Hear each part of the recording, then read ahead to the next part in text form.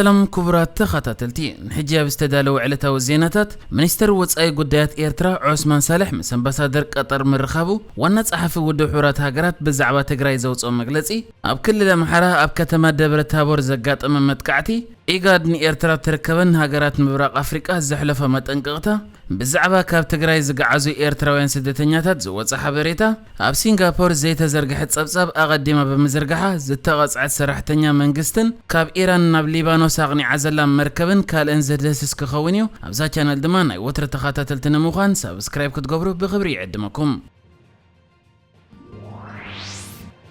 منستر وصاي قدايات إيرترا عثمان صالح مساب امباس قطر اب إيرترا اكايد قدايات تي امباس زخونه بعل سلطان قطر كمستراخبه تغليصو ازون كلتا سب سلطان اب زغبورو ركب اب كلتا او زمدنا متحغازن اتوكرم كمزتاي ون تغليصلو كمزفلت اب زحلفه قربه معلتات إيرترا كاب قطر زتلقحتو 300 مليون دولار مغفال بمقراصه قطر ابناي امريكا بيت فردي نربح از توسنه فردي زوها بكسيا كفيتانيرا ابز حجيا مونغو منستر وصاي قدايات إيرترا عثمان صالح اكايد قدايات امباس قطر اب إيرترا خليفة بن ساني الزارة تخيد زول ركب از قداي تلعيلو دي ايكونن ستفلت نجر يلن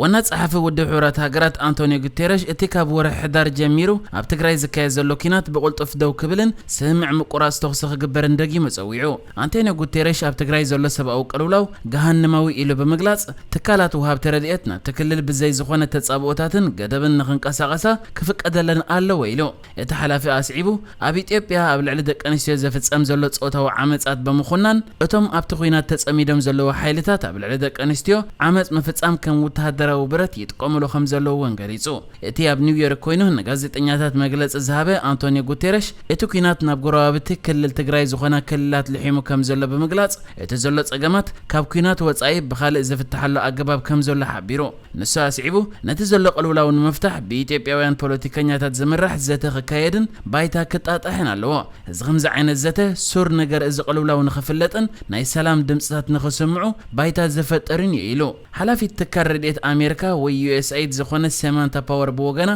كينات تግራይ ካብ ዝጅምር ንድحር ኣብዘን ዝሓለፋት 9 ኣዋርሕ ንፈለማ እዋን ተካላት ረድኤት ሓገዝ ንዘድልዮም ሰባት ዘቀርብዎ መግቢ ይውዳእ ምህላው ኣፍሊጣ ብሽም ሰማንታ ፓወር ዝወፀ መግለጽ ከም ዝሕብሮ ኣብታ ኣማይታ ሸሓት ንሓደጋ ዓጸቦ ተቃሊ ዑምላ ዘለው ትግራይ ዘለው ተካላት ረድኤት ዩ ኤስ ኤድ ካልኦት ተካላት ሰብኣዊ ሓገዝን ኣብ ትግራይ ዘሎ መኽዘኖም ጥርሑ ተሪፉ ክበሃል ኣብ ዝኽእል ደረጃ በጽሕሎ እዚ ሕጽረት ረድኤት መግቢ ብዘይ ምህላው ዘጋጠመ ዘይኮነስ መንግስት ኢትዮጵያ መንገድ ኣየርን ካልኦት መስመራትን ሓዊሱ ንሰራሕተኛታት ረድኤትን ቀረብን ብምትዕንቃፊ ተፈጢሩ ክብል እቲ መግለጽ ይኸስስ እዚ ከምዚልን ከለኸ ኣብ ክልል ኣምሓራ ኣብ ደቡብ ጎንደር ዞን ኣብ ትርከብ ከተማ ደብረ ታቦር ብዝተፈጸመ መጥቃዕቲ ከቢድ ብረት ኣባላት ሓንቲ ስድራቤት ዝኾኑ 5 ሰባት ከም ዝተቀትሉ ኣመሓዳሪ እቲ ከባቢ ገሊጹ ኣመሓዳሪ ደቡብ ጎንደር ቆለመ ወርቅ ምህረቱ ኣብ ዝሃቦ መግለጺ ነቲ መጥቃዕቲ ሓሙስ ድሕሪ ቀትሪ ብዑጥቃት ሕወሓት ተፈጺሙ ክብል እንከሎ በቲ መጥቃዕቲ ከቢድ ብረት ከኣ ኣባላት ሓንቲ ስድራቤት ዝኾኑ 5 ሰባት ክቅተሉ እንከለዉ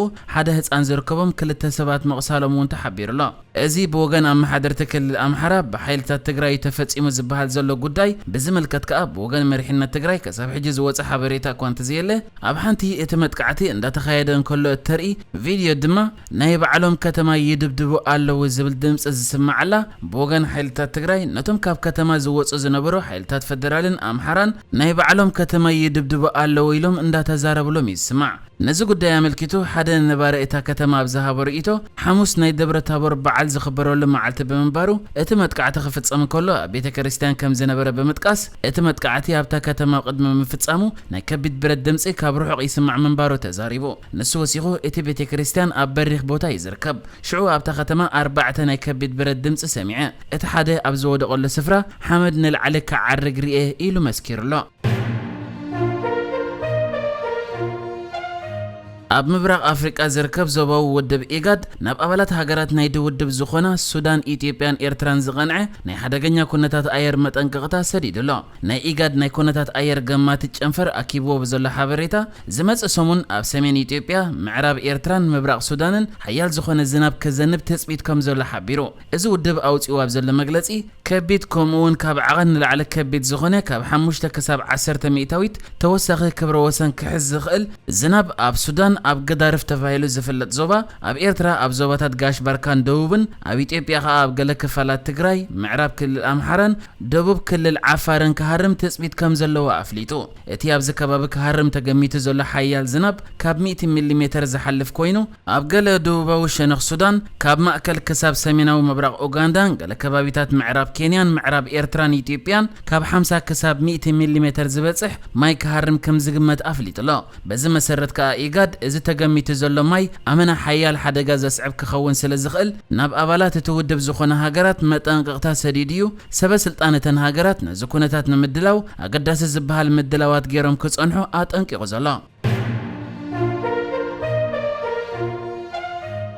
መብዛሕትኦም ህፃናት ዝርከብዎም 55 ኤርትራውያን ስደተኛታት ካብ ክልል ትግራይ ናብ ክልል ዓፋር ከም ዝተሰጋገሩ ቤት ጽሕፈት ትካል ስደተኛታት ውድብ ሕብራት ሃገራት ኣብ ኢትዮጵያ ገሊጹ እቲ ምግዓዝ ናይቶም ኤርትራውያን ስደተኛታት ምስ IOM ዝበሃል ናይ ግብረ ሰናይ ትካል ብምትሕባር ከም ዝተኻየደ ዝገልጽ እቲ ሓበሬታ እቶም ስደተኛታት ንኣዋርሕ ኣብ ዝኸፍአ ኩነታት ድሕሪ ምጽናሕ ዝሓሸ መጽለልን ሓገዛትን ናብ ዝረኽብሉ ቦታ ግዒዞም ምህላዎም ኣፍሊጡ እቲ መግለጺ እቶም ስደተኛታት ካብ ናይቲ ከተማ ትግራይ ወይ ማዕስከር ስደተኛታት ከም ዝግዓዙን ናበይ ክልል ዓፋር ከም ዝግዓዙን ኣየነጸረን ኣብ ክልል ትግራይ ዝካየድ ዘሎ ኩናት ቅድመ መጀመሩ ኣስታት 100,000 ኤርትራውያን ስደተኛታት ኣብ ማዕስከራት ዓዲ ሓርሽ ሕንጻጽ ሽመልባን ማይ ዓይንን ይነብሩ ምንባሮም ይዝግለጽ ማዕስከራት ሽመልባን ሕንጻጽን ኣብ ማእከል እቲ ኩናት ዝካየደሉ ቦታ ስለ ዝነበራ ኣብ መጀመሪ ተቕልውላው እቶም ስደተኛታት ኣደራዕ ማህረምቲ መጭወይትን ቅትለትን ከም ዝተፈጸሙምን እቶም ማዕስከራት ሙሉእ ብሙሉእ ከም ዝዓነውን ይዝግለጽ ትካላት ወሃብቲ ረድኤት ናብቲ ክልል ከይኣትዋ ስለ ዝተኸልከላውን ኣብቲ ክልል ዝርከቡ ስደተኛታት ናብ ዝኸፍአ ሰብኣዊ ቅልውላው ከም ዝተቃልዑ